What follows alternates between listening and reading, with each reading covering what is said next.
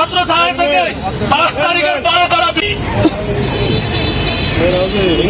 করার জন্য এই বিএনপিকে ধ্বংস করার জন্য আজকে তাদের আইনের আওতায় আনার জন্য নেতৃবৃন্দ সবাইকে জানায় বাংলাদেশ জাতীয় ছাত্র এই বাংলাদেশে আর কোনো ফেসিবাদ মাঝে তারা উপজেলা পৌর কলেজ ছাত্র দল কর্তৃক আয়োজিত আমরা তার ফাঁসি চাই।